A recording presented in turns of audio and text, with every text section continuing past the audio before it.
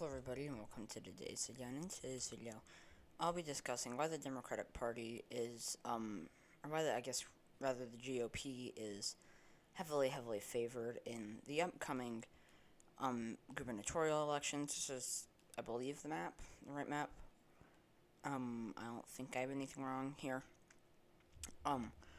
And so yeah, essentially just discussing why they're heavily favored. I discussed yesterday why the Democrats were, or actually I think really just early this morning, but why the Democrats were heavily favored in the Senate. But I think at this point the GOP is definitely favored. So this is, I believe, the current map of the governorships that will be up and who currently holds them. And yes, the GOP is defending a lot of seats, but there's also a lot of ground for them to gain. I think that Maryland will almost certainly flip without Larry Hogan, so that's a more fair map now, or at least for the Democratic Party. So not to say fair map, but a better map for the Democratic Party if Maryland is blue. Now, for the best case for Democrats, Sununu runs for Senate, New Hampshire, or at least for the governorship, New Hampshire flips.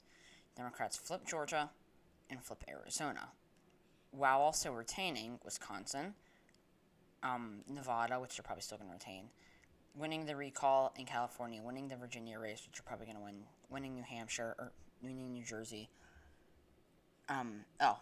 Kansas, and also carrying Kansas still. Now, this will almost certainly not happen. Now, let me go back to the normal map. Anything I missed? New Hampshire? Okay. So here we go. So, essentially, the GOP is, I think, definitely favored in Arizona right now. Kimberly Yee is, I think, definitely going to win this if Yee gets a nomination. Georgia is debatable. If Brian Kemp makes it through the primary, he is not going to win. That's almost certain. If they nominate somebody else, it could be more competitive. I think I saw someone on Twitter saying that David Perdue would be a good nominee, but she might be, but he's not going to get the royal turnout necessary.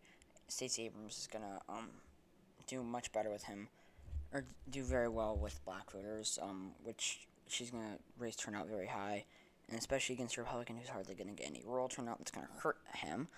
So let's just assume that the Democrats do win this, and also let's assume that they do flip Maryland. So they've already made some flips. They've already flipped Georgia, they've already flipped Maryland. Now, for them to be able to retain, or for them to be able to win the governorship, they would have, essentially, their two best bets for flips, I think, are these two, and it's still tied. Then, they would also be defending Kansas, which is almost certainly going to flip. Defending Wisconsin, which is very debatable. And plus, Michigan is probably going to be very competitive. Pennsylvania will probably be very competitive, especially without Tom Wolf. This is not a good map for the Democratic Party. I mean, like, we could see Newsom losing. I highly doubt it, but it's possible. We could see Connecticut and Rhode Island both going red. I highly doubt it, but they're possible. Virginia could go red. I highly doubt it, but it's possible. So there's a lot of possibilities for the GOP, whereas the Democratic Party is sort of in a very tough place. I think that at this point it's safe to say that Kansas is going to be flipped. I don't think that Laura Kelly will hold on to it. I think at this point, I mean, she won against a wildly unpopular GOP candidate in a blue wave. So yeah, in a more or less competitive state. I don't want to say it's competitive because it's not like Michigan or anything, but it's more competitive than like Nebraska or Alabama or something. It's one of the more competitive states in the nation. I think that at this point, as long as the GOP doesn't nominate Chris Kobach, that is definitely going to be a GOP gain.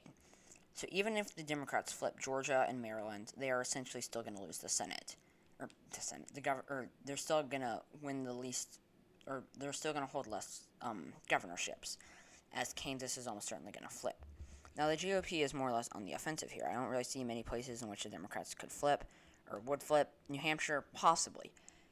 At this point, so assuming that Chris Sununu does run for Senate, which is a whole nother issue for the Democratic Party, and that they manage to flip Georgia, which they will. They flip Arizona or flip Maryland.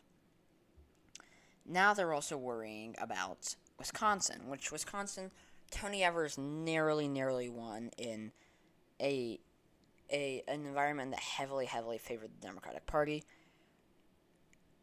In an environment that won't favor them that heavily, if at all, he is going to be in a very tough spot. I think that at this point, Wisconsin's probably a right-leaning toss-up, so we can give it to the GOP. Even if they manage to hang on to Wisconsin, it's still split half and half. Now, the GOP have other areas in which they could gain, whereas the Democratic Party have Arizona, and that's basically it, which I still don't think Arizona's going to flip. The GOP could flip Nevada. It's very possible. They could flip Michigan. It's very possible. I think Whitmer at this point is going to win, but it's definitely a possibility. Pennsylvania with no Tom Wolf, it is a very possible flip. So the GOP has a lot of potential. They could hang on to Georgia. There are lots of places in which the GOP could improve, even with the Democratic Party flipping Georgia, assuming that Kristen Union runs for Senate, and the Democratic Party hanging on to Wisconsin. It is still an environment that more or less favors the GOP heavily. And it's not looking good for Democrats in terms of governorship election, or in terms of the governor's elections. At this point, I would say it almost certainly favors the GOP. There are just so many areas in which they could gain, whereas the Democratic Party has so few places in which they likely would. I think that at this point, their best bet is to go after maybe McMaster in South Carolina, maybe what's his name? Mike DeWine in Ohio. I think that I forgot her name. The senator of Iowa, or the governor of Iowa. It's on the tip of my tongue. I think it's like Kimberly or something. Maybe I'm just thinking of Kimberly Yee, who is likely to be the next governor of Arizona. Yeah, those are essentially their best areas to try to flip, and it is incredibly unlikely. Kim Reynolds is Iowa's governor's name, but it's incredibly unlikely for the Democratic Party to actually get many realistic flips. I mean, like, looking at the current map, looking at it without, like, with the obvious potential flips that will likely happen.